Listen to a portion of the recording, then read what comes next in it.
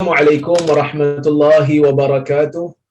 Alhamdulillah nahmaduhu wa nasta'inuhu wa nastaghfiruh wa na'udzu billahi min shururi anfusina wa min sayyiati a'malina may yahdihillahu fala mudilla lahu wa may yudlil fala hadiya lahu. Ashhadu an la ilaha illallah wahdahu la syarika lahu wa ashhadu anna Muhammadan 'abduhu wa rasuluh. Allahumma salli wa sallim ala Muhammad wa ala alihi wa sahbihi ajma'in. Ya ayyuhalladzina amanu taqullaha haqqa tuqatih wa la tamutunna illa wa antum muslimun. Ya ayyuhan nasu taqu rabbakumul ladzi khalaqakum min nafsin wahidah wa khalaqa minha zawjaha وبث منهما رجالا كثيرا ونساء واتقوا الله الذي تساءلون به والأرحام إن الله كان عليكم رقيبا يا أيها الذين آمنوا اتقوا الله وقولوا قولا سديدا يصلح لكم أعمالكم ويغفر لكم ذنوبكم ومن يطع الله ورسوله فقد فاز فوزا عظيما فإن أصدق الحديث كتاب الله وخير الهدي هدي محمد وشر الأمور محدثاتها wa kullu muhdatsatin bid'ah wa kullu bid'atin dhalalah. Amma ba'd.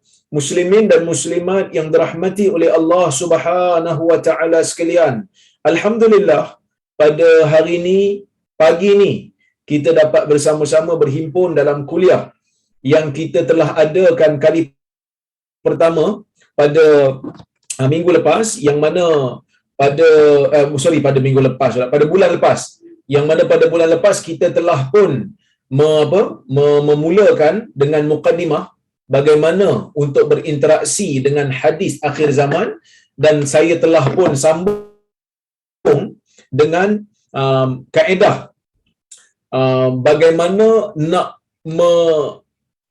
kita kata apa, tanzil, nak mengaitkan sesebuah hadis dengan realiti semasa yang berlaku. Tuan-tuan, video saya okey ke? Okey, alhamdulillah. Tadi hilang kejap kan. Saya dekat hotel ni, jadi mungkin internet pun tak apa nak okey. Jadi kalau ada video saya kadang-kadang yang terpadam-padam tu, saya minta maaf lah. Yang penting suara tu. Yang penting suara tu. Baik. Kita akan teruskan kuliah kita membincangkan berkaitan dengan tanda-tanda kiamat ini. Kita pergi kepada definisi. Dalam bahasa Arab, tanda kiamat tu dipanggil asyratus sa'ah. Asyratus sa'ah ni maksudnya tanda kiamat. Ya. Tanda kiamat ni biasanya orang panggil asyratus sa'ah. Asyrat kata plural bagi syarat. Syarat tu maksud petanda lah, petunjuk. Iaitu petunjuk yang menunjukkan bahawasanya kiamat itu sudah hampir untuk berlaku. Ya. Kiamat dalam bahasa Arab ada banyak makna lah. Ada banyak perkataan lah yang merujuk ataupun yang menunjukkan kepada makna kiamat. Antaranya al-qiyamah, antaranya al-akhirah, antaranya as-sa'ah. Ya, yang mana as-sa'ah ini juga untuk kiamat, digunakan untuk kiamat, iaitu saat. Saat kehancuran segala makhluk yang ada dengan satu, orang kata apa, dengan satu jeritan dengan satu tiupan sangkakala. Baik, tuan-tuan dan puan-puan rahmati Allah sekalian, tanda kiamat ni kalau kita tengok dalam hadis-hadis Nabi sallallahu alaihi wasallam, dalam Quran sendiri pun ada, dalam hadis Nabi pun ada, ia terbahagi kepada dua, iaitu ada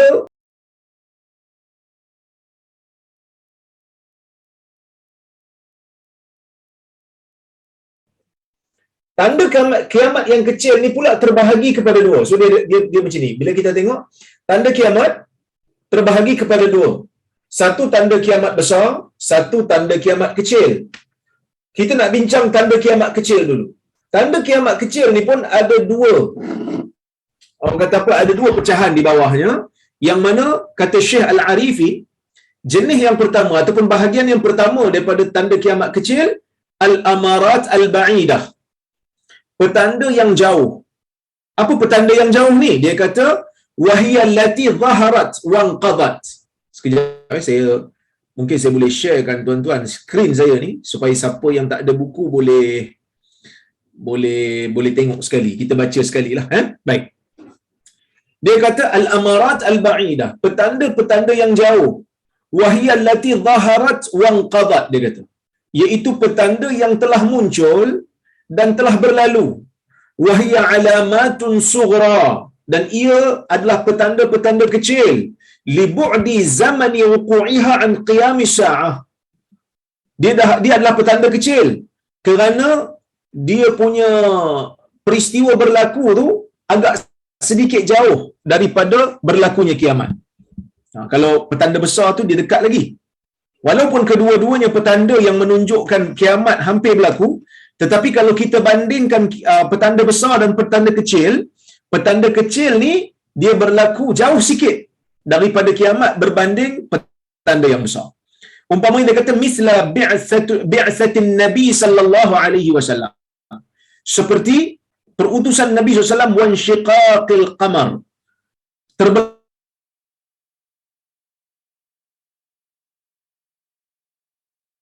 Keluarnya api yang besar di Madinah.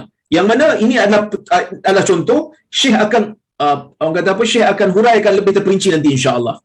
Yang kedua al-amarat al-mutawassithah. Petanda-petanda yang pertengahan, iaitu wahiyal lati zaharat wa lam tanqadhi bal tatazayad wa taksur, dia kata. Petanda yang pertengahan, petanda kecil yang pertengahan ini dia kata ialah satu petanda yang telah keluar tetapi tidak selesai lagi ia berlaku. Bahkan ia makin bertambah dan ia makin banyak. Wahia kathiratun jiddan. Petanda seperti ini banyak sangat. Ia adalah petanda kecil juga seperti mana yang akan datang. Contohnya antalidal amatu rabbataha, apabila seorang hamba melahirkan tuannya. Wa tatawalul hufatil urati ri'a'i sya' fil bunyan. Orang yang tidak berkasut, orang yang tidak berpakaian, pengembala kambing berlumba-lumba meninggikan bangunan. Wa khuruji dajjalina salasin yad'una an-nubuwah, dan keluarnya 30 dajjal. Ustaz, banyaknya dajjal. Saya tahu dajjal ni satu je. Tak, dajjal ada banyak. Dajjal yang paling besar tu satu. Itu dipanggil dajjal akbar, yang akan keluar di akhir zaman, petanda besar. Sebelum nak keluar dajjal yang besar tu, ada 30 dajjal yang mendakwa diri mereka ini nabi, seperti mana yang disebutkan di dalam hadis-hadis Nabi sallallahu alaihi wasallam. So ini petanda yang kecil lah. Bahagian yang kedua, petanda yang besar. Apa petanda yang besar? Dia kata wahiyal lati ta'qubuha as-sa'ah idza zaharat.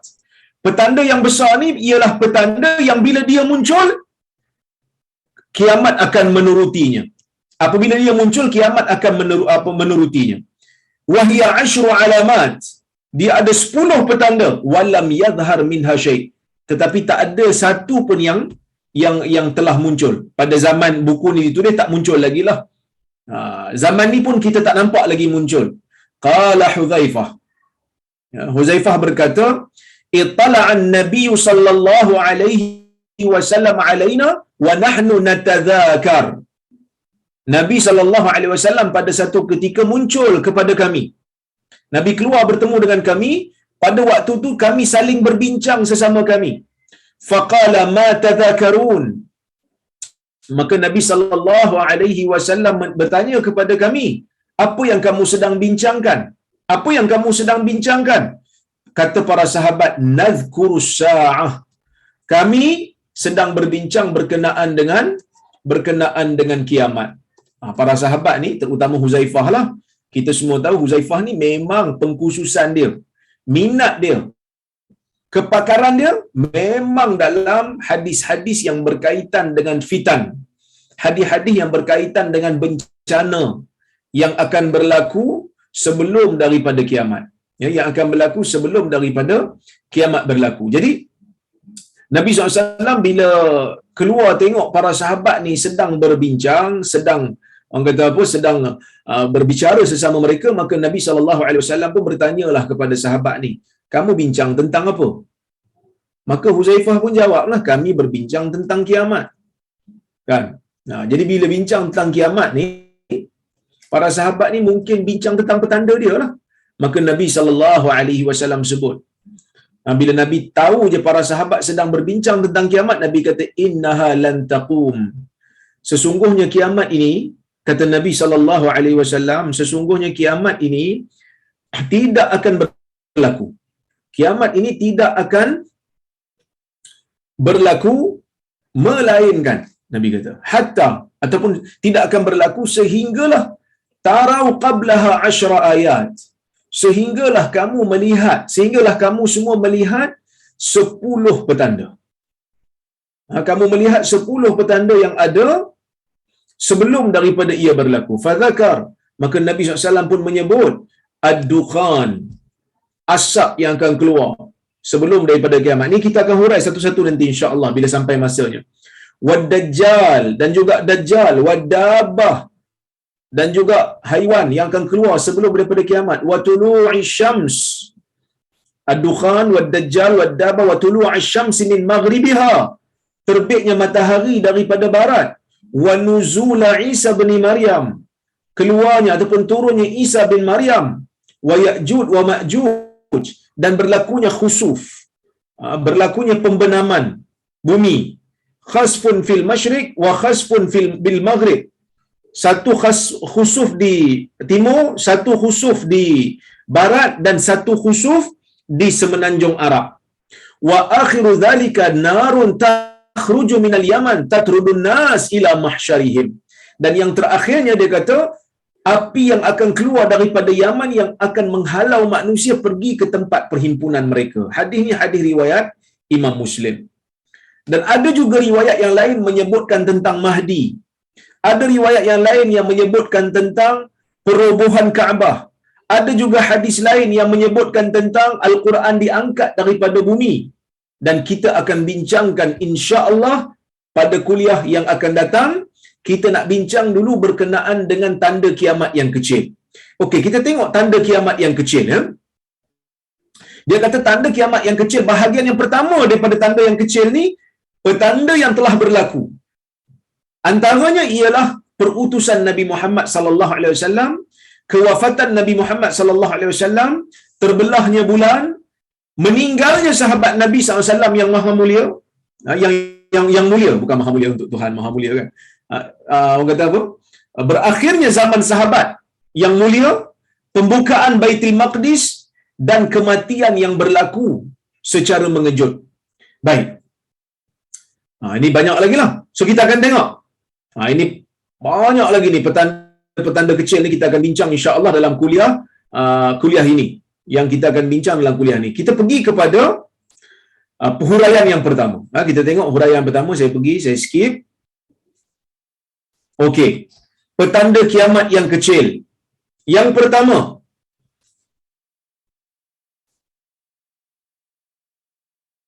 Syekh mengatakan yang pertama tanda kiamat yang kecil yang telah berlaku dan telah pun berakhir ialah perutusan Nabi kita Muhammad sallallahu alaihi wasallam. Kata Nabi SAW, kata Syekh, akhbara sallallahu alaihi wasallam anna bi'athatahu dalilun wa alamah ala qurbi sa'ah wa annaha awwalu asyrati sa'ati sughra. Nabi sallallahu alaihi wasallam memberitahu bahawasanya perutusan baginda sebagai nabi merupakan dalil dan petunjuk yang menunjukkan tentang hampir berlakunya kiamat. Dan ia merupakan petanda yang awal, petanda kecil yang awal. Yang mana Sahal bin Sa'ad radhiyallahu anhu mengatakan, ra'aitu Rasulullah sallallahu alaihi wasallam qala bi isba'ihi hakadha al-wusta wallati tali al-ibham bu'istu was-sa'ah kahatain, kata Nabi. Wa qala bu'istu fi nasmi as-sa'ah. Hadis ni hadis riwayat Muslim. Yang mana Sahal bin Sa'ad As-Sa'idi dia mengatakan bahawasanya Nabi sallallahu alaihi wasallam, dia kata dia melihat Nabi sallallahu alaihi wasallam menunjukkan tangannya. Nabi menunjukkan dua jari. Dia kata al-wusta, jari tengah, wallati talil ibham, jari tengah dan jari yang berada di sebelah ibu jari, iaitu jari telunjuk ni lah. Nabi menunjukkan tangan dia begini, kemudian Nabi kata bu'istu was-sa'ah kahatain. Aku diutuskan dalam keadaan kiamat seperti ini. Maksudnya perutusan Nabi dan kiamat seperti ini. Kan? Apa maksud seperti ini? Ulama tuan-tuan ada huraian dia. Jadi tu orang kata bila kita nak faham hadis ni kena ada kaedah. Sebab memang ada hadis yang kalau kita baca kali pertama tanpa ada kaedah kita susah nak faham. Bila kata seperti ini dari sudut apa? Jadi sebab itu kita kena rujuk kepada kaedah memahami hadis ataupun metodologi ulama dalam memahami hadis. Sebab tu saya tulis buku saya tu, metodologi memahami hadis. Untuk apa saya tulis buku tu? Bukan untuk menjadikan tuan-tuan lepas baca buku tu terus jadi mujtahid. Tak. Tetapi untuk memberikan pendedahan. Sebab kadang-kadang ada orang confuse. Hadis ni kata macam ni. Tapi kenapa ulama lain tak buat? Kenapa para ulama tak buat macam tu? Kan? Bila kita huraikan sebenarnya nak faham hadis ni ada metodologi, ada hadis yang dimansuhkan, ada hadis yang perlu ditakwil, ada perlunya kita melihat kepada jalur lain bagi sesebuah hadis. Sebab hadis ni dia ada banyak jalur. Jadi para ulama bila dia tengok hadis seperti ini, mereka akan menggunakan kaedah. Jadi kaedah itulah yang orang kena faham. Jadi saya pun menulislah, ya, menulis untuk kita kata memberikan sedikit pendedahan. Bukan nak jadikan semua jadi pakat mujtahid belaka, dah. Tapi nak bagi tahu kepada tuan-tuan dan puan-puan yang membaca buku saya ni, inilah cara ulama menggunakan kaedah yang tertentu untuk memahami sesebuah hadis secara komprehensif supaya pemahaman itu pemahaman yang seimbang. Dia tidak compang-camping sebab hadis ni dia ada pelbagai. So kita nak faham dalam bahasa mudahnya kita kata holistik lah. Bila Nabi sallallahu, kita balik pada isu kita. Bila Nabi sallallahu alaihi wasallam menyebutkan aku diutuskan, ya, aku diutuskan dalam keadaan seperti ini, iaitu jari tengah dan jari telunjuk Nabi buat sebegini. Apa maksudnya? Sebahagian ulama mengatakan bila Nabi sallallahu alaihi wasallam tunjuk sebegini, maksudnya jarak di antara Nabi, di antara perutusan Nabi dengan kiamat tu, jaraknya seperti perbezaan jari ini. Kan jari telunjuk biasanya lagi rendah daripada jari tengah. So, ini perutusan Nabi SAW zaman dia dan ini adalah kiamat. Tak jauh pun perbezaan ini.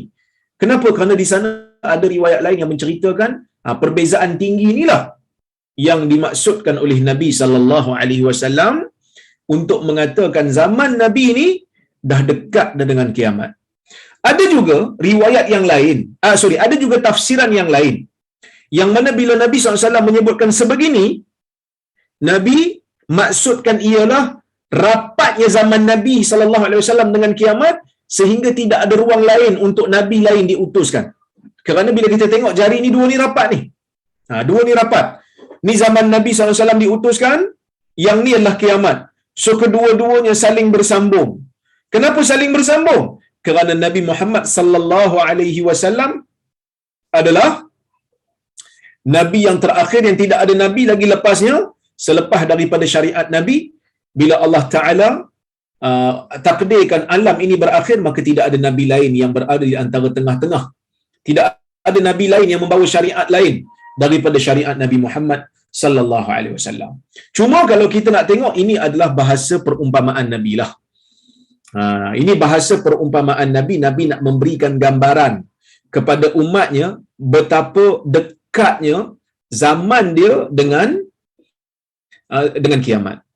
Sebab itu kata Al-Imam Al-Qurtubi, bahkan dalam riwayat yang kedua yang saya baca tadi, dalam riwayat kedua, riwayat Al-Hakim, Nabi SAW kata bu'istu fi nasami sa'ah. Aku diutuskan pada zaman angin awal untuk kiamat tu dah ada dah. Nasam ni angin awal. Angin yang lembut. Angin yang permulaan untuk kiamat. Maksudnya dekat-dekat dah zaman kiamat nak datang. Al-Imam Al-Qurtubi ketika dia menghuraikan hadis ni dia kata awaluhan Nabi sallallahu alaihi wasallam li'annahu nabiyyu akhiriz zaman wa qad bu'itha laisa bainahu wa bainal qiyamah nabi. Al-Qurtubi kata tanda kiamat yang pertama sekali ialah perutusan Nabi SAW sebagai Nabi. Kerana dialah Nabi bagi akhir zaman. Dan dia diutuskan, baginda diutuskan, tidak ada laisa bainahu wa bainal qiyamah Nabi. Tidak ada di antara baginda dan tidak ada di antara kiamat itu mana-mana nabi yang lain. So perutusan Nabi sallallahu alaihi wasallam sebagai nabi merupakan tanda kiamat yang pertama. Yang kedua, tanda kiamat yang kedua yang kecil yang telah pun berlaku dan telah berakhir, iaitu wafatun nabiyina Muhammad sallallahu alaihi wasallam. Kewafatan Nabi sallallahu alaihi wasallam juga merupakan petanda kiamat. Ya, kata Syekh Al-Arifi, dia kata al-faji'ah bi mautihi sallallahu alaihi wasallam hiya min awaili alamati qurbi sa'ah. Kan? Kewafatan Nabi sallallahu alaihi wasallam, musibah kewafatan Nabi merupakan tanda awal yang menunjukkan berlakunya kiamat itu sudah semakin hampir. Auf bin Malik mengatakan, ataitun Nabiy sallallahu alaihi wasallam wa ataitun Nabiy sallallahu alaihi wasallam fi ghazwati Tabuk wa huwa fi qubbatin min udum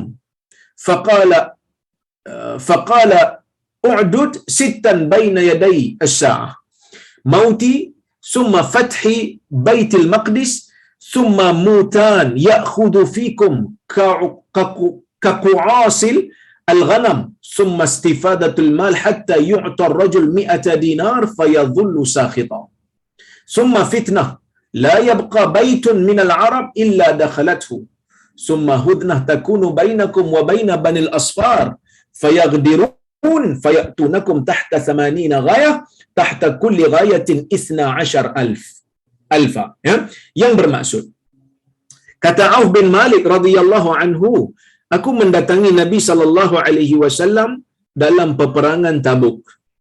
Waktu aku jumpa Nabi itu, Nabi berada dalam satu kubah, dalam satu kawasan yang diperbuat daripada kulit yang disamak. Maka Nabi sallallahu alaihi wasallam pun sebut, dalam riwayat tu Nabi sallallahu alaihi wasallam kata,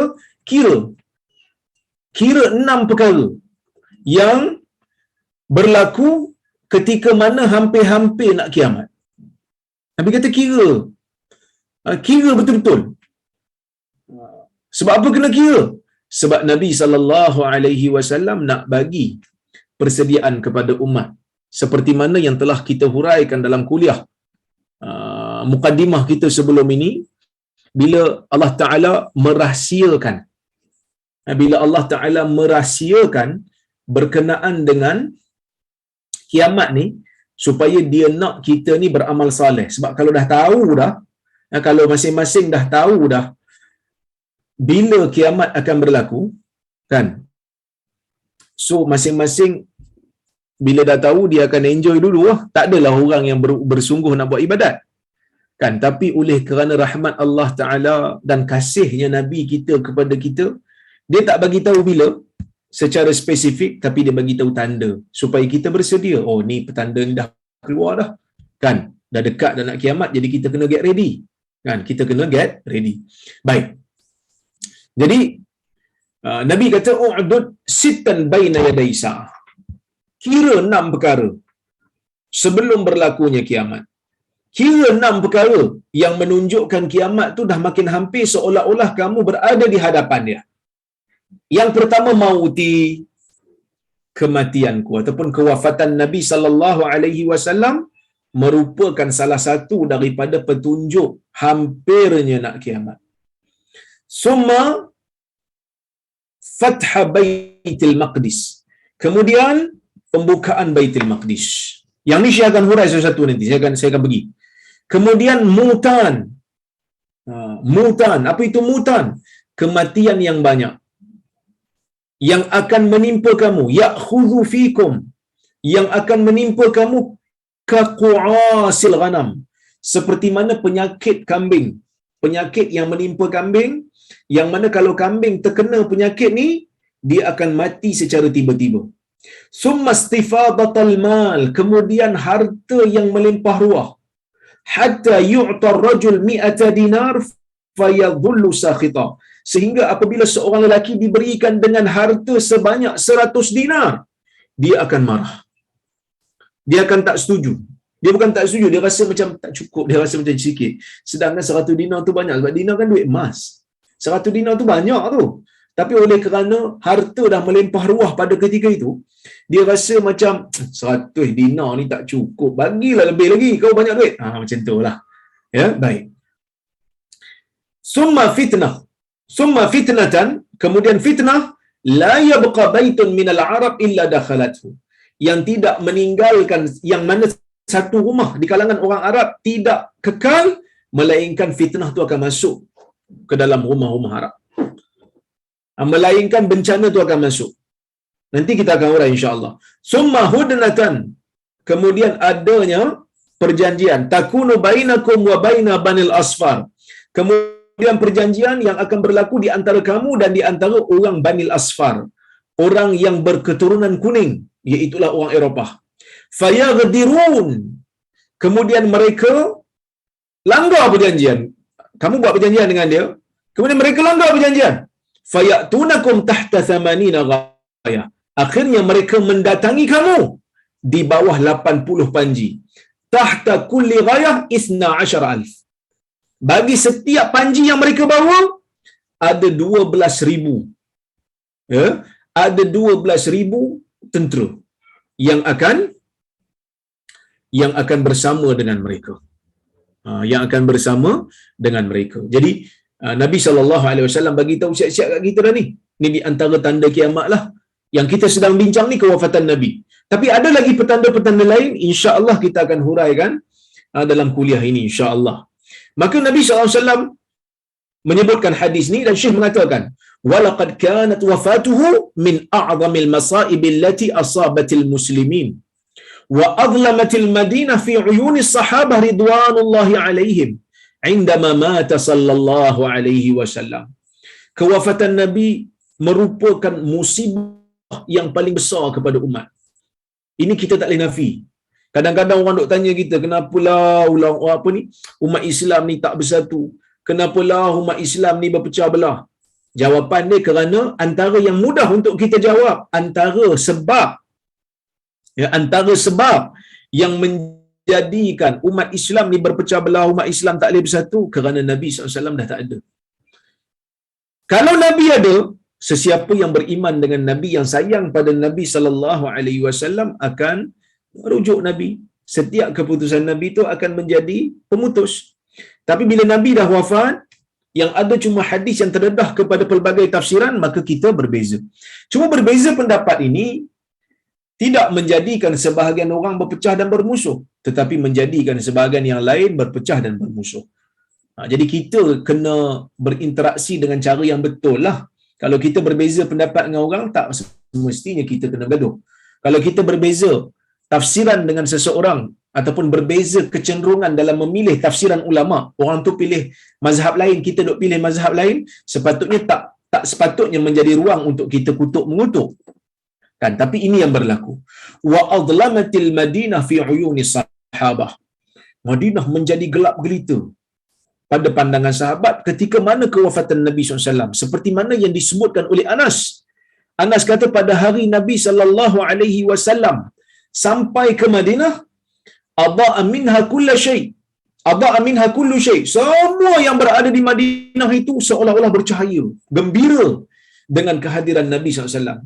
Dan pada hari Nabi SAW wafat, pada hari Nabi SAW wafat, adlama minha kullu syai.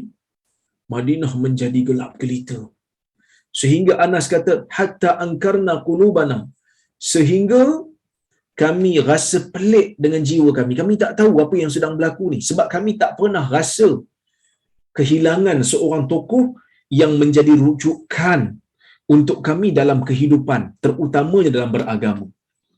Jadi kewafatan Nabi SAW adalah satu musibah yang besar. Adalah satu musibah yang besar kepada orang Islam, dan ia juga merupakan petanda kiamat yang kecil yang telah berlaku dan telah pun selesai. Kata Syekh lagi, fa bi mautihi sallallahu alaihi wasallam inqata'al wahyu minas sama. Dengan kewafatan Nabi sallallahu alaihi wasallam, maka terputuslah wahyu daripada langit. Wa kana awwalu zuhuril fitan wartidadi ba'dil arab 'anil Islam. Dan dengan kewafatan Nabi itu, bencana mula muncul. muncul pula sebahagian daripada Arab, iaitu di zaman Abu Bakar yang murtad, yang tidak mahu membayar zakat. Jadi tuan-tuan dan puan-puan dirahmati Allah sekalian, ini telah pun berlaku dan telah pun selesai. Syekh masuk kepada bahagian yang kedua, iaitu terbelahnya bulan. Terbelahnya bulan. Allah Subhanahu wa taala berfirman, "Iqtarabatis sa'atu wanshaqqal qamar wa in yaraw ayatan yu'ridu wa yaqulu sihrun mustamir." Allah Subhanahu wa taala berfirman dalam Al-Quran, kiamat menjadi hampir dan bulan pun telah terbelah. Jika mereka melihat petanda, mereka akan berpaling dan mereka akan berkata ini adalah sihir yang berterusan. Allah Ta'ala mencela golongan Quraisy, yang mana golongan Quraisy minta Nabi sallallahu alaihi wasallam mukjizat untuk membuktikan kenabian Nabi. Mereka minta kepada Nabi untuk buktikan dakwaan Nabi, kalau betul engkau ni Rasul, kau tunjukkan tanda yang engkau ni adalah Rasul. Maka Nabi sallallahu alaihi wasallam diberikan dengan mukjizat oleh Allah, bulan terbelah. Bulan terbelah ni merupakan satu keajaiban yang tidak pernah berlaku sebelum daripada itu, dan mereka melihatnya. Kalau kita tengok sebahagian riwayat menyebutkan satu sebelah bulan tu berada di Jabal Abi Qubais dan satu lagi berada di Jabal Qu'ayqi'an. Maksudnya terbelah betul. Cuma Syekh Arifi letak gambar ni. Dia kata ini gambar menunjukkan bulan terbelah. Tapi kalau tuan-tuan tengok balik pada ulasan sebahagian pengkaji yang mengkaji alam semesta, yang mengkaji angkasa ni, dia kata ni bukan bukti bulan terbelah, sebab dia kata yang ni dipanggil apa? Dipanggil macam lekuk yang memang banyak di atas bulan dan dia tak mengelilingi seluruh bulan. Bukan bila kita kata ini bukan kesan belahan bulan, kita tak percaya bulan tu tak terbelah, kita percaya bulan tu terbelah. Tetapi nak mengatakan itu adalah kesan kepada pembelahan bulan, tak begitu tepatlah. Tak begitu tepat. Kerana itu bukan sebenarnya. Itu hanya orang kata apa, lekuk-lekuk yang memang ada di atas bulan, dan bukan itu saja. Bukan di tempat itu saja, banyak lagi lekuk-lekuk, dan ia tidak meliputi seluruh kawasan bulan. Wallahu a'lam. Tapi bulan memang terbelah di zaman Nabi sallallahu alaihi wasallam. Sebab itu Al-Hafidh Ibnu Katsir mengatakan, qad kana hadha fi zamani Rasulillah sallallahu alaihi wasallam kama warada dhalika fil ahaditsil mutawatirah bil asanisi sahihah. Ini telah berlaku di zaman Rasulullah SAW seperti mana yang telah datang dalam hadis yang mutawatir dengan sanad-sanad yang sahih. Peristiwa terbelah bulan ni disebut dalam Al-Quran, disebut dalam hadis juga, dan hadis tu mutawatir. Apa maksud mutawatir? Jalur dia banyak sampai akal kata mustahil mereka ni berpakat untuk berbohong ni. Dan ini merupakan perkara muttafaq alaihi bainal ulama. Perkara yang disepakati oleh para ulama, annan syiqaqal qamar qad waqa'a fi zamanin Nabi SAW wa annahu kana ihdal mu'jizatil bahirat. Dan ulama bersepakat mengatakan terbelahnya bulan telah pun berlaku di zaman Nabi, dan ia salah satu daripada mukjizat yang dahsyat yang berlaku pada Nabi sallallahu alaihi wasallam. Anas meriwayatkan dalam hadis riwayat Bukhari dan Muslim, Anas mengatakan inna ahla Makkah sa'alu Rasulullah sallallahu alaihi wasallam ayyuriyahum ayah fa'arahum shiqaqal qamar. Anas kata orang-orang Mekah minta kepada Nabi SAW untuk menunjukkan kepada mereka tanda, ayah, tanda yang dia ni memang Nabi, yang baginda ni memang Nabi. Fa'arahum shiqaqal qamar. Maka Nabi sallallahu alaihi wasallam menunjukkan kepada mereka bulan terbelah. Nabi tunjuk betul-betul bulan terbelah. Sepatutnya kalau orang yang nak beriman kepada Nabi, dia akan kata ini amazing, kan? Tapi apa yang berlaku? Tetap juga pembesar-pembesar Quraisy tidak beriman. Kerana kalau mereka nak beriman, sebenarnya dengan Quran pun sudah memadai. Dengan Al-Quran pun sudah memadai. Baca Quran dah memadai dah sebenarnya untuk beriman. Tapi mereka minta macam-macam. Ini kita panggil apa? Soal ta'jizi. Soalan-soalan ataupun permintaan-permintaan dengan harapan untuk melemahkan Nabi sehingga Nabi tak boleh nak penuhi permintaan mereka dan akhirnya mereka akan kata, itulah, tak boleh. Kau bukan Nabi. Sebab daripada awal memang mereka tak percaya kepada Nabi SAW. Kalau mereka percaya, tak payah nak tunggu belah bulan. Baca Quran dengan lenggok bahasa yang begitu hebat, dengan tanda-tanda kebesaran yang begitu hebat. Bahkan Allah Ta'ala cabar kepada orang Quraisy dan cabaran itu masih terbuka sampai sekarang. Kalaulah Quran ni tak betul, kalaulah Quran ni rekaan Nabi Muhammad SAW, rekaan manusia, kau bawa satu ayat macam tu pun cukup. Bawa satu ayat sama macam Quran, menandingi Quran. Tapi sampai sekarang, setelah beribu tahun, tidak ada siapa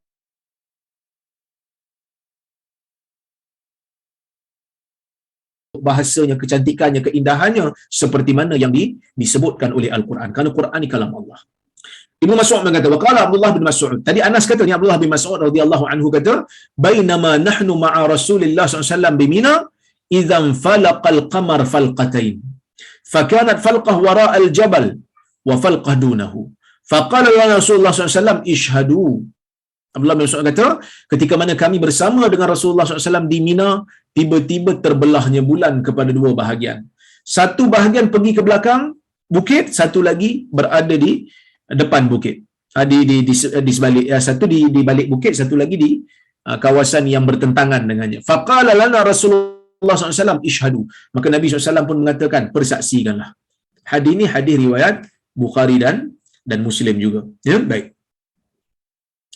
Waqala Ibnu Abbas, Ibnu Abbas kata, ijtama'al musyrikuna ala Rasulillah sallallahu alaihi wasallam faqalu in kunta sadiqan fashaqqa lana al-qamar firqatain nisfan ala Abi Qubais wa nisfan ala Qu'ayki'an wa kanat lailata badr fasa'ala Rasulullah sallallahu alaihi wasallam rabbahu ay yu'tiyahu ma sa'alu fa amsal qamar nisfan ala Abi Qubais wa nisfan ala Qu'ayki'an wa Rasulullah sallallahu alaihi wasallam yaqul ishhadu. Riwayat ni merupakan riwayat yang ada masalah, riwayat Abu Nuaim. Syekh menyebutkan di sini, dia kata Abu Nuaim meriwayatkan dalam Dalail Nubuwah, hadis ni ada perawi nama Musa bin Abdul Rahman, dia pendusta. Tetapi hadis ni ada lagi jalur lain yang tidak palsu. Dia hanya sebutkan di sini sebagai sokongan sajalah. Kerana para ulama pun menyebutkan riwayat ni, tapi nak menunjukkan riwayat ni memang berlaku lah. Riwayat ni ataupun kisah ni memang berlaku, bahkan disebut dalam Quran dan disebut dalam hadis yang mutawatir, iaitu orang musyrikin yang minta kepada Nabi sallallahu alaihi wasallam supaya Nabi sallallahu alaihi wasallam belahkan bulan. Ya, belahkan bulan. Mereka minta kononnya kalau tunjuk nak beriman, tapi lepas tunjuk pun tak semua beriman kepada Nabi sallallahu alaihi wasallam. Membuktikan kepada kita memang manusia ni ada yang degil. Ada yang degil, ada yang tak mau. Ada yang degil, ada yang tak mau menutup mata, menutup telinga, jenis tak mau dengar. Ada manusia yang seperti ini yang ada dalam sejarah, dan manusia seperti ini kekal. Kita nak bagi huraian macam mana pun mereka tak mau dengar, kerana mereka dah ada orang kata apa, pre-judgment dah. Engkau memang tak betul. Apa saja yang kau sebut memang tak betul.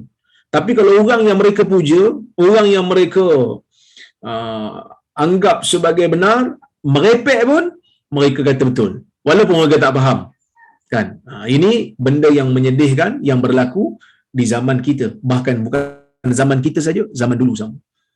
Yang keempat, inqiradus sahabatil kiram radhiyallahu anhum, beredarnya ataupun berlalunya zaman sahabat yang mulia. Para sahabat merupakan sebaik-baik generasi yang pernah ada dalam sejarah agama kita. Sebab itu kata Syekh, ashabu Rasulullah SAW hum khairu hadhil ummah ba'da nabiyina sallallahu alaihi wasallam. Sahabat Nabi merupakan sebaik-baik umat ini setelah Nabi Muhammad sallallahu alaihi wasallam. Wa fi hadis Abi Musa, dalam hadis Abu Musa al-Asy'ari, anna an-nabiy sallallahu alaihi wasallam qala, Rasulullah sallallahu alaihi wasallam bersabda, an-nujum amanatun lis-sama fa idza dhahabatin nujum atasama ma tu'ad wa ana amanatun li ashabi fa idza dhahabtu ata ashabi ma yu'adun wa ashabi amanatun li ummati fa idza dhahaba ashabi ata ummati ma yu'adun. Ya, hadis ni riwayat Abu Musa Al-Asy'ari. Kalau kita tengok, dia adalah riwayat Muslim. Baik,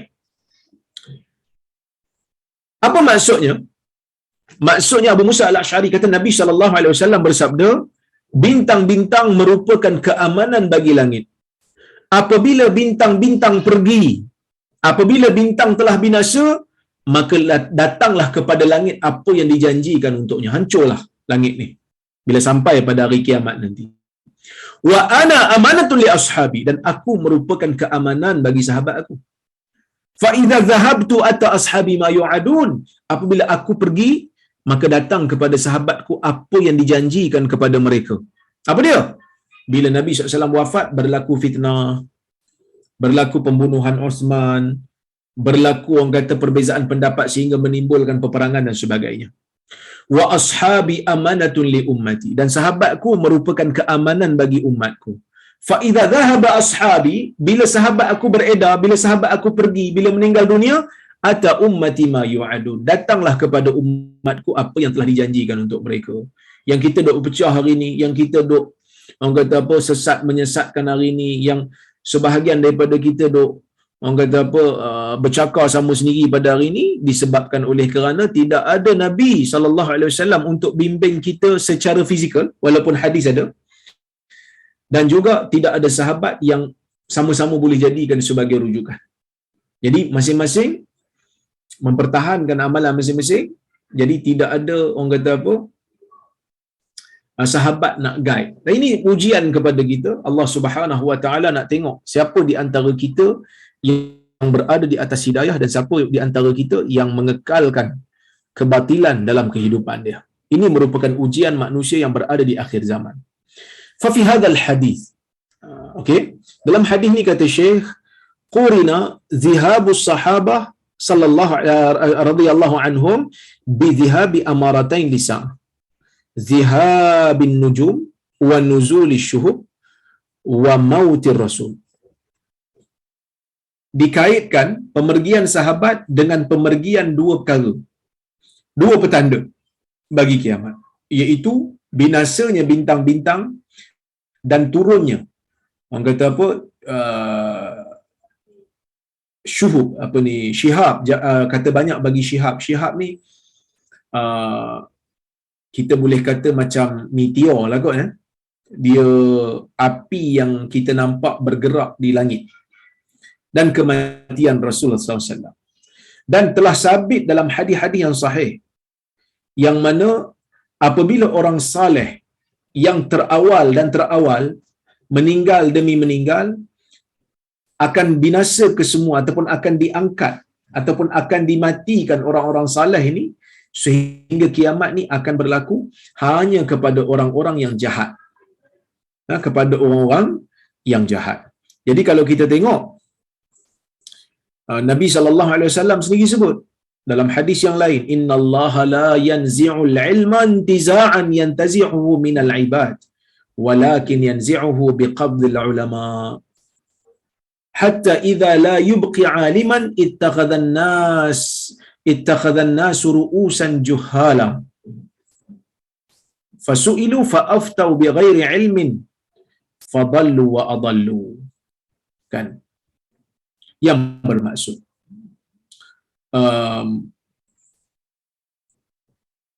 Nabi kata sesungguhnya Allah Ta'ala tidak mencabut ilmu itu daripada dada manusia, tetapi Allah Ta'ala mencabut ilmu itu dengan kematian ulama.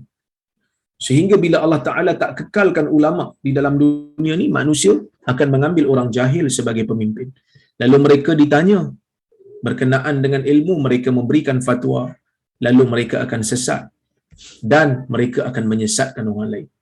So ini yang akan berlaku di akhir zaman, apabila orang-orang yang berilmu, orang-orang yang saleh, orang-orang yang baik dimatikan oleh Allah Azza wa Jal, maka yang tinggal adalah orang yang jahat. Pada ketika itulah akan dibangkitkan kiamat.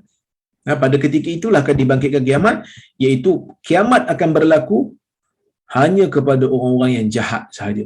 Orang-orang yang baik, yang ada iman dalam jiwa dia, akan meninggal dunia sebelum daripada kiamat. Ini benda yang disebutkan di dalam hadis Nabi sallallahu alaihi wasallam. Bahkan di akhir zaman nanti Nabi sallallahu alaihi wasallam kata akan banyak kejahatan. Bahkan Nabi sallallahu alaihi wasallam sebut dalam hadis yang lain, min asyrati sa'a ayyurfa'al ilm, di antara tanda kiamat itu apabila ilmu terangkat, wa yadhharal jahl, kejahilan akan berleluasa. Jadi orang-orang yang alim, orang-orang yang ada ilmu akan meninggal dunia. Kita tengok pada tahun lepas saja ramai ulama-ulama rabbani, ramai ulama-ulama yang hebat-hebat ni meninggal dunia. Tetapi bila meninggal dunia je ulama, kita belum tahu lagi siapa yang dapat menggantikan dia yang sama macam dia. Yang dia pergi tu confirm dah. Tapi yang menggantikan dia tu kita tak tahu. Adakah mampu orang yang menggantikan dia itu untuk setanding ilmu seperti ilmu dia? Ini yang menyedihkan kita. Ya? Ini yang menyedihkan kita, yang kita kata kena bersedialah. Kerana zaman ni zaman orang kata apa, zaman fitan, zaman bencana berleluasa berlaku. Baik. Kita tengok petanda yang kelima, petanda kecil yang disebutkan oleh Syekh, pembukaan Baitul Maqdis. Okey. Kata Syekh,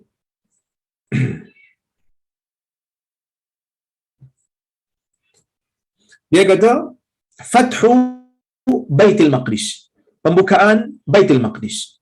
عندما بعث النبي صلى الله عليه وسلم كان بيت المقدس تحت وطأة النصارى الروم، والروم دولة قوية متمكنة، وقد بشر النبي صلى الله عليه وسلم بفتح بيت المقدس وعد ذلك من أشراط الساعة. Ketika mana Nabi sallallahu alaihi wasallam diutuskan, Baitul Maqdis ni berada di bawah kekuasaan Nasrani, kekuasaan orang Kristian yang bernaung di bawah kerajaan Rom, dan Rom merupakan satu negara yang kuat dan kukuh. Tetapi Nabi sallallahu alaihi wasallam memberikan berita gembira kepada umat tentang pembukaan Baitul Maqdis. Sebab itu tuan-tuan, kita rasa macam Nabi ni satu orang yang, ialah wahyu tu wahyu, tetapi Nabi satu orang yang mempunyai cita-cita yang besar. Nabi memberitahu kepada para sahabat Baitul Maqdis yang berada di bawah Rom itu akan dibuka satu hari nanti. Ini merupakan satu perkara yang mungkin akan mengejutkan sahabat, kerana bagaimana satu tamadun besar akan tiba-tiba ditewaskan oleh orang Islam, yang mana orang Islam pada ketika itu hanyalah negara yang kecil di Madinah.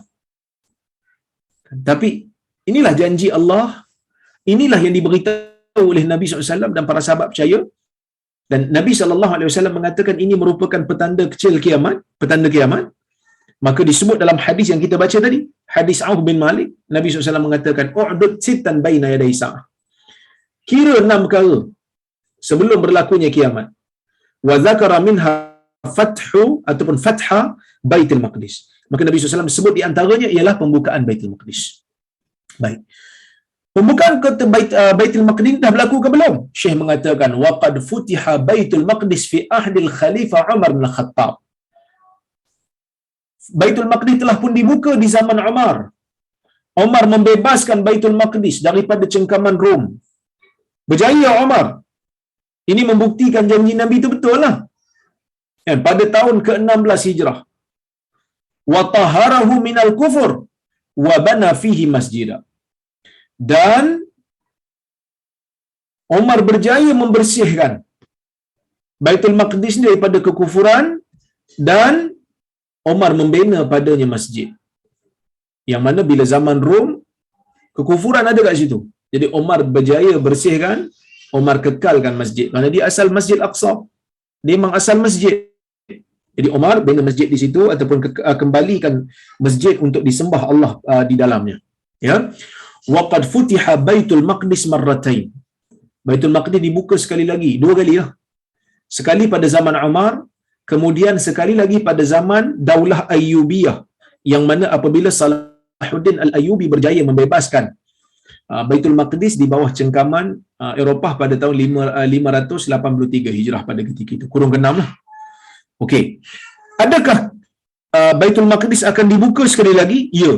Kerana Baitul Maqdis sekarang berada di bawah tawanan Israel, akan dibuka sekali lagi sebelum kiamat, seperti mana kata Syekh, wasatuftahul Quds biiznillahi ala yadi fi'atin mu'minah. Quds akan dibuka sekali lagi di atas, dengan izin Allah, di atas tangan sekumpulan orang-orang yang beriman.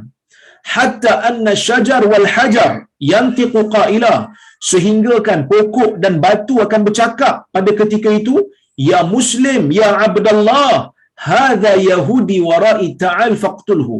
Wahai orang Muslim, wahai Abdullah, ni Yahudi belakang aku, maka datanglah bunuh dia. Tuan-tuan, Nabi SAW sebut hadis ni. Nabi SAW sebut hadis ni pada ketika orang-orang Yahudi ni masih lagi berada dalam situasi tak kukuh, tak kuat. Orang Yahudi ni dalam sejarah Nabi SAW, mereka tak ada kekuatan. Mereka banyak pakai proksi. Mereka bangkitkan kemarahan orang-orang Quraisy supaya orang Quraisy yang perang dengan orang Islam. Mereka pakat dengan orang sana sini. Orang kata apa? Provoke orang sana, provoke orang sini. Akhirnya mereka bila berperang dengan orang Islam, mereka dihalau. Mereka diperangi. Mereka tak ada kekuatan pun orang Yahudi ni. Bila Nabi SAW sebut hadis ni, para sahabat tak ada keraguan pun berkenaan dengan kebenaran hadis ni, walaupun pada ketika itu mungkin waktu Nabi sebut tu tak terbayanglah macam mana kita boleh berperang dengan orang Yahudi, sedangkan orang Yahudi pada masa itu sangat-sangat lemah. Sangat-sangat tak ada kekuatan, setelah terutamanya setelah dihalau sebahagian daripada mereka. Hari ini dibuktikan apa yang diucapkan oleh Nabi SAW itu betul. Kerana hari ini kita dapat melihat bagaimana kesombongan, kejahatan, kezaliman yang ditunjukkan oleh orang-orang Yahudi terhadap saudara kita yang berada di Palestin. Kita dapat lihat bagaimana mereka menindas sahabat kita di Palestin. Tapi kalau orang tanya kita macam mana Ustaz, kita hanya boleh tengok, ya, orang Islam hari ini seperti mana yang disebut oleh Nabi SAW, seperti buih. Walakinnakum ghutha' ka ghutha'is sayl. Tetapi kamu ini seperti buih-buih di laut yang banyak tetapi tak kukuh, tak kuat. Sebab apa? Sebab kita nak lawan Yahudi yang pure. Kita nak lawan Yahudi yang betul-betul Yahudi. Tetapi kita tak betul-betul Muslim. Kan? Sebab itu guru saya, Syekh Salah bin Fattah Al-Khalidi, dia kata, nak lawan Yahudi yang betul, kena jadi Muslim yang betul. Nak lawan Yahudi yang real, kena jadi Muslim yang real. Kalau kita pun jenis tak real, kemenangan itu tak akan datang. Buktinya apa? Buktinya Nabi SAW ucapkan di akhir zaman nanti akan muncul satu peperangan di antara orang Islam dan orang Yahudi, yang mana pokok batu akan bercakap, ya Muslim. Dia tak kata Melayu, dia tak kata orang kaya, selebriti, dia tak panggil. Dia panggil ya Muslim, wahai Muslim. Maksudnya kalau nak dapat bantuan daripada Allah Azza wa Jalla untuk memerangi orang Yahudi, untuk mengalahkan orang Yahudi, kena jadi Muslim dulu. Ya Muslim, ya Abdullah, wahai Muslim, wahai hamba Allah. Jadi kalau nak betul-betul nak lawan dengan orang Yahudi, nak mengalahkan orang Yahudi, kena jadi hamba Allah. Bukan jadi hamba duit. Bukan jadi hamba harta. Ni saya sebut ni bukan saya nak tuduh siapa-siapa ni. Tapi kita kena muhasabah diri. Saya pun sama tuan-tuan Muslim. Kena jadi Muslim yang betul, kena jadi hamba Allah yang betul. Berjuang di atas dasar kerana kita nak menegakkan agama Allah. Bukan kerana kepentingan peribadi, bukan kerana nakkan kedudukan dunia, bukan kerana nakkan harta.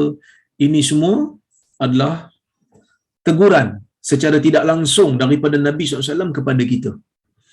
Kan kadang-kadang kita banyak terleka dengan dunia, kita banyak terleka dengan harta, kita banyak terleka dengan kedudukan, menyebabkan kita hina pada pandangan dunia. Dia kata, ya Muslim, ya Abdullah, wahai Muslim, wahai hamba Allah, hadha Yahudi warai. Ni belakang aku ada Yahudi. Ta'al faqtulhu. Mari datang bunuh dia. Ini satu keajaiban. Pokok boleh bercakap. Batu boleh bercakap. Betul ke Ustaz? Kita percaya kerana hadis ni hadis yang sahih, riwayat Imam Muslim. Bila akan berlaku tu Ustaz? Saya tak tahu. Tapi ia akan berlaku. Seperti mana hadis-hadis lain yang ajaib yang Nabi sebut. Walaupun pada zaman tu tak terbayang di minda kita, tetapi hari ini dibuktikan betul. Walaupun tak terbayang bila masa dia akan berlaku, tetapi telah dibuktikan ia adalah sesuatu yang betul. Jadi Syekh kata, sayati zikru ba'dil ma'arik al-waqi'ah hawla Baitul Maqdis wa qitalil muslimin liyahud. Akan datang nanti kita akan bincang peperangan-peperangan yang berlaku di kawasan Baitul Maqdis dan peperangan orang-orang Muslim terhadap orang Yahudi. Dan orang Muslim akan berjaya menguasai kawasan Baitul Maqdis tersebut sekali lagi, insya-Allah. Kemudian mutan taqwa'asil ghanam, kematian yang mengejut yang datang seperti penyakit yang terkena pada kambing, ya. Dia kata hadza min alamatis sa'ah, ini di antara petanda kiamat juga. Wal mutan huwa lafzu mubalaghah minal maut. Mutan ni lafaz yang menunjukkan bersangatan, kematian yang banyak. Kalau maut tu mati, mutan kematian yang banyak. Ay yaqa'u mautun katsirun jiddan, iaitulah berlakunya kematian yang sangat banyak. Ashbahu ma yakunu bil waba, sama seperti mana yang berlaku ketika wabak. Allazi yaqdi 'ala an-nas jama'at, yang membunuh manusia secara berkumpulan dan berkumpulan. Dikatakan kematian yang banyak ini telah pun berlaku. Sebagian ulama kata kematian yang dimaksudkan oleh Nabi yang berlaku seperti kematian kambing bila terkena penyakit. Qu'as ni penyakit yang bila kambing kena akan keluar cecair di hidung dia dan dia akan mati secara tiba-tiba dan beramai-ramai. Mati kambing ni banyak-banyak. Ya? Baik. Ada yang kata ia telah berlaku pada ketika zaman Umar, sewaktu berlakunya ta'un amawas. Ta'un ni bengkak-bengkak yang berlaku pada badan dengan orang kata apa, infection yang sangat menyakitkan. Dan ia orang kata apa, penyakit yang sangat-sangat kuat berjangkit.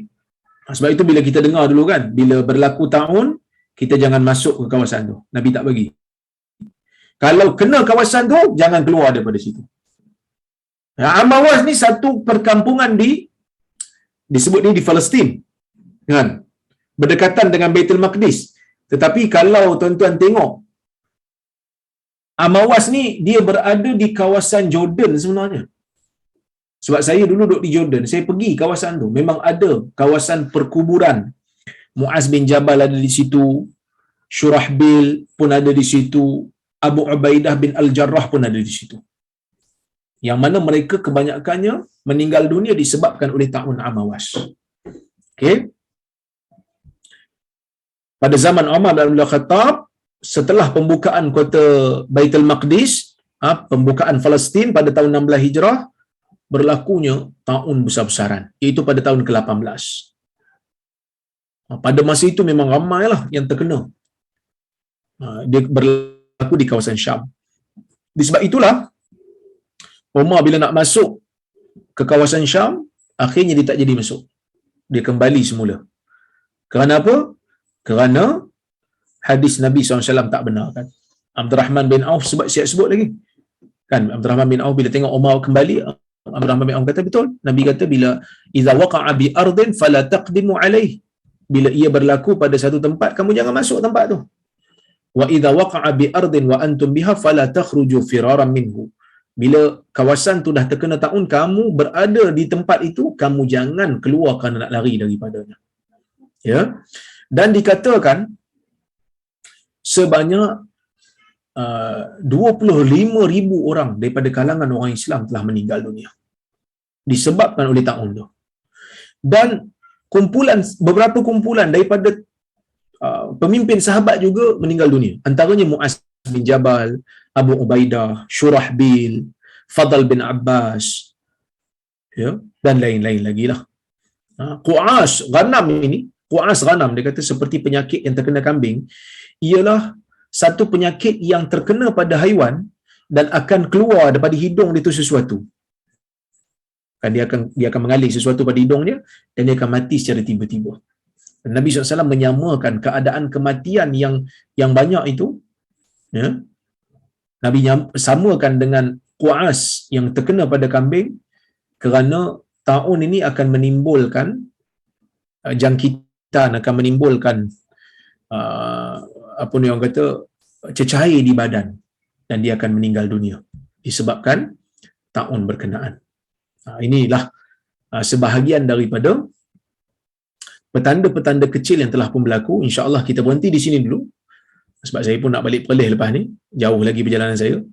Ni ada di Kuala Lumpur. InsyaAllah jika ada kesempatan yang lain kita sambung semula. Nanti sekejap saya nak tanda dulu kita berhenti di sini.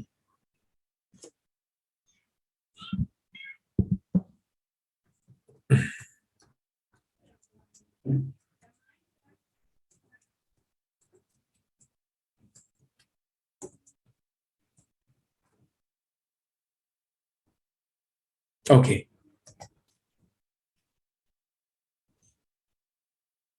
Lambat pula ni. Okey.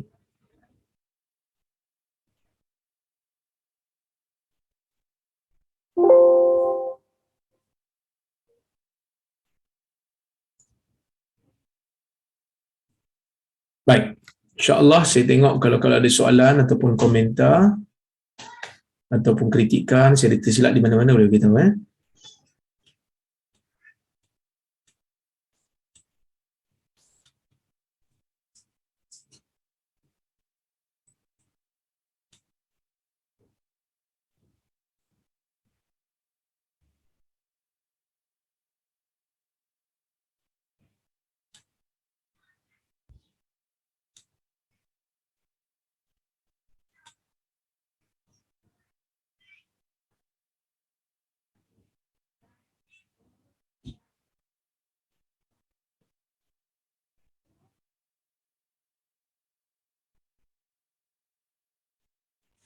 Okey, Assalamualaikum Dr. Waalaikumsalam. Terima kasih tanda tangan buku baru. Tak sabar tunggu. Nak tanya, sekiranya kita pernah tidak menunaikan hak haiwan peliharaan seperti kucing dan dengan sebaiknya masa dia hidup, adakah mereka akan menuntut di akhirat nanti? Apakah cara untuk memohon keampunan sekiranya haiwan tersebut telah mati? Pertama sekali, apabila kita memelihara haiwan yang kita kurung, sama dalam rumah ke, dalam sangkar ke, kita wajib memberi makan. Perbuatan tidak memberi makan kepada haiwan akan menyebabkan kita berdosa lah, kerana kita menzalimi dia.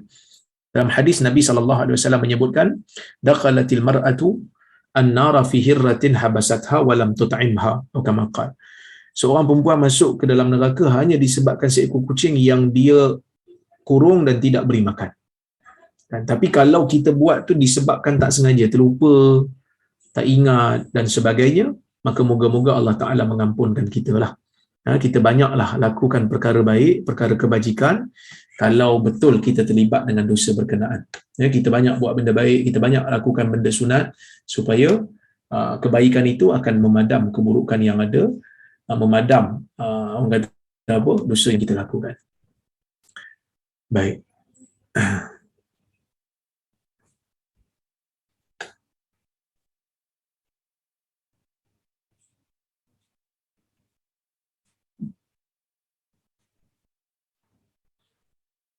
Assalamualaikum Ustaz. Waalaikumsalam. Jika ada sebuah hadis yang di dalamnya terdapat perawi yang dituduh sebagai pendusta, tetapi ada jalur lain di mana para perawinya adalah siqah.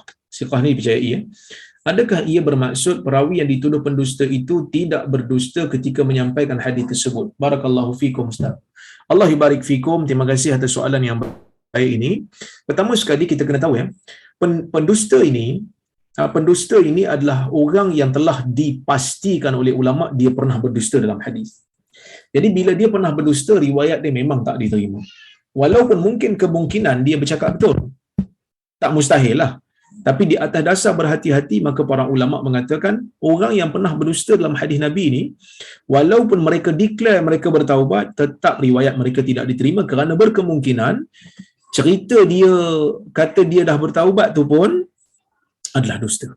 Adalah dusta. Jadi berkemungkinan tu ada, tapi kemungkinan dia tak boleh jadi sebagai hujah.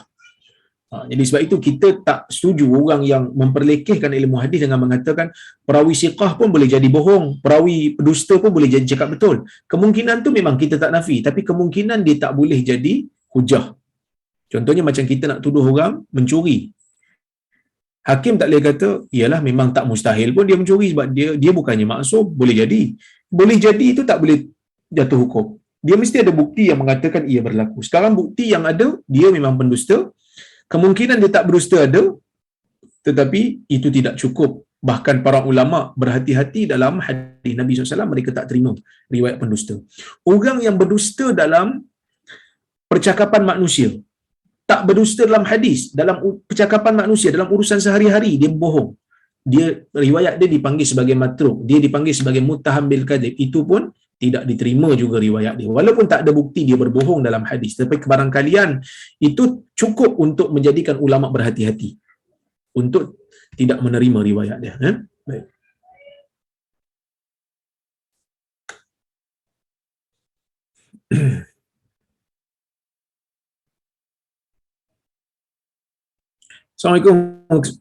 Assalamualaikum warahmatullahi wabarakatuh. Waalaikumsalam. Bagaimana nak tahu yang mana adalah perkara dunia dan yang mana adalah ibadah? Untuk menentukan bid'ah yang dikeji. Contohnya, kenapa perbankan Islam dan muamalat tidak dianggap perkara ibadah dan oleh itu adalah bid'ah yang dikeji. Perbankan Islam ni dalam bab muamalat, yang perkara akal boleh fikir. Yang perkara akal boleh fikir. Ibadat ni ialah sesuatu yang ada garis panduan, yang kita tidak boleh keluar daripadanya, akal tak mahu fikir. Sebab itu bila kita nak pergi sembahyang tarawih, kita tak azan. Seperti mana kita sembahyang maghrib azan. Kenapa sembahyang tarawih kita tak azan? Sebab Nabi tak azan. Sebab tu sembahyang raya kita tak azan, sebab Nabi tak azan. Jadi ibadat at-tauqif. Ibadat ini mesti berhenti di mana dalil berhenti. Tetapi kalau muamalat, selagi mana dalil tidak melarang, tidak ada dalil khusus ataupun dalil umum yang melarang, maka kita mengatakan itu adalah urusan dunia, maka dibenarkan. Jadi sebab itu perbankan Islam, takaful, beli barang secara online dengan syarat-syaratnya dibenarkan dalam agama walaupun tidak ada di zaman Nabi sallallahu alaihi wasallam. Itu perkara muamalat. Perkara muamalat ni perkara yang berkembang menguruskan kehidupan manusia, hubungan manusia dengan manusia, bukan hubungan manusia dengan Allah. Hubungan manusia dengan Allah ni dia ada skema dia. Nabi dah tunjuk siap-siap. Jadi bila hubungan manusia dengan Allah yang berkaitan dengan benda yang akal tak mampu fikir, kenapa saya kena buat ibadat ni? Kenapa saya kena buat ibadat ni? Maka hubungan kita dengan Allah, kita memerlukan Nabi SAW untuk detailkan, untuk tunjukkan. Kalau Nabi tak tunjuk, kita tak buat lah. Sebab itu kita salat fardu ni 5 waktu je, sebab Nabi tunjuk 5 waktu. Adakah Nabi larang kita? Pernah tak Nabi larang kita untuk salat fardu lain? Dalam hadis Nabi tak larang, tapi Nabi tak tunjuk. Bila Nabi tak tunjuk, kita tak buat lah. Nabi tunjuk solat sunat banyak, solat sunat lah. Solat fardu 5 tu je yang Nabi tunjuk. Boleh faham Baik.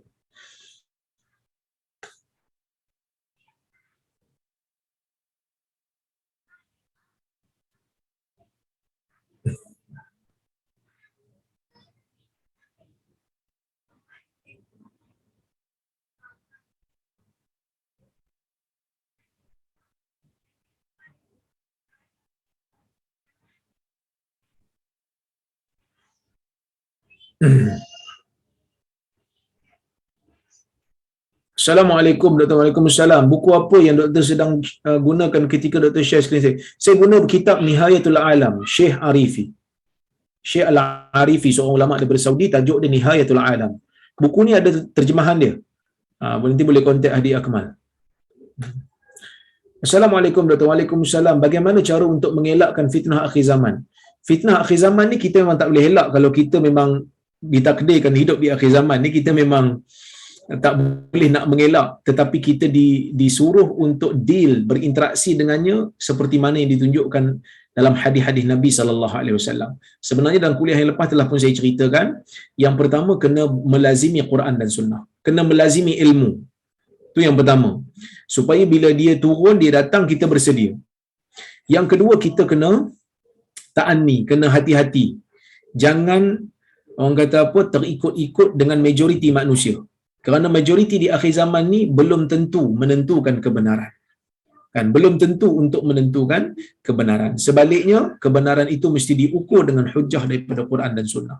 Dan seterusnya, tinggalkan perkara-perkara bid'ah, berpeganglah kepada petunjuk Nabi SAW. Seperti mana yang Nabi bagi tahu, Nabi kata, selepas daripada kewafatanku, fa innahu sekejap, macam mana Nabi sebut kepada dalam hadis Irbad bin Sariyah tu, fa innahu may ya'ish minkum fasayara ikhtilafan katsira. Sesiapa yang hidup selepas pada kewafatanku, dia akan melihat perselisihan yang banyak. Fa alaikum bisunnati wa sunnatil khulafa'ir rasyidin al mahdiyyin min ba'di addu 'alaiha bin nawajiz. Ya, siapa yang hidup selepas daripada aku, dia akan melihat perselisihan yang banyak. Dia kena pegang dengan sunnah aku. Orang beza-beza, dia kena pegang dengan sunnah Nabi dan sunnah khulafa'ir rasyidin. Yang diberikan hidayah selepas daripada aku, gigit dengan geraham. Ini di antara yang ditunjukkan oleh hadis Nabi sallallahu alaihi wasallam. Dan kena melazimi jamaatul muslimin, iaitu pemerintah orang Islam yang dilantik oleh orang Islam secara sepakat, jangan keluar daripada ketaatan. Taat kepada pemerintah dalam perkara yang makruf. Insya-Allah kita akan selamat. Dan banyakkan bacalah hadis-hadis fitan ni supaya kita tahulah sifat Dajjal macam mana, kan, sifat Imam Mahdi macam mana. Takut-takut nanti kita pun tak kenal Imam Mahdi tu macam mana. Kena ada ilmu. Saya tak boleh baca semua InsyaAllah saya ambil sikit-sikit je lah, tak larat nak jawab semua.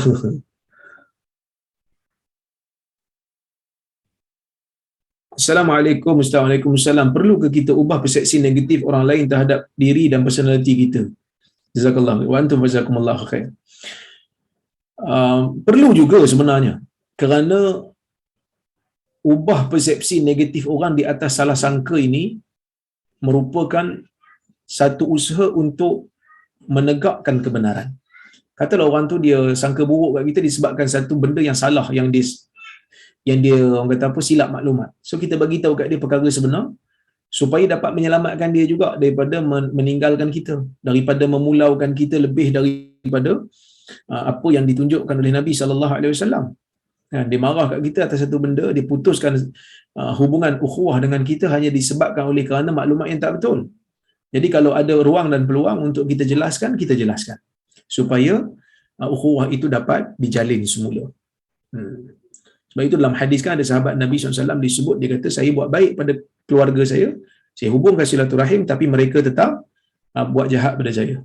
Mereka tetap tak mau terima saya. Nabi kata, kamu telah menyuapkan pasir yang panas ke dalam mulut mereka. Macam Nabi kata, kebaikan kamu tu akhirnya akan menyebabkan mereka nanti akan rasa tak selesa dengan kejahatan yang mereka buat pada kamu.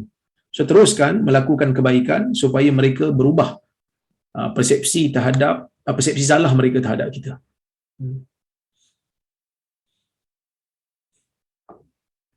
Assalamualaikum warahmatullahi wabarakatuh. Apakah yang dimaksudkan dengan akhir zaman nanti Islam akan kembali dagang? Apa yang dimaksudkan Islam dagang? Islam dagang ni maksudnya Islam itu akan menjadi asing. Orang tengok Islam yang sebenar tu, ya, akan jadi pelik. Seperti mana Islam tu pelik ketika mana bermula. Seperti mana Islam tu bermula dalam keadaan yang orang tak suka, orang pelik, orang rasa ganjil. Di akhir zaman nanti, siapa yang pegang pada Islam yang sebenar pun dia akan dianggap ganjil. Ya, wallahu ta'ala a'lamu bisawab. Itulah lebih kurang yang saya boleh sampaikan pada pagi ini. Saya ucapkan terima kasih pada Kak Lin, pada Datuk Ayub, pada semua tim Nur Islam Academy dan pada semua yang hadir pada pagi ini. Ramai juga pada pagi ini, masya-Allah.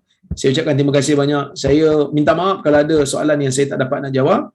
Kita jumpa lagi di lain masa. Saya mohon maaf terkasar bahasa, tersilap kata. Aqulu qawli hadza wa astaghfirullahal azim li wa lakum. Wassalamualaikum warahmatullahi wabarakatuh.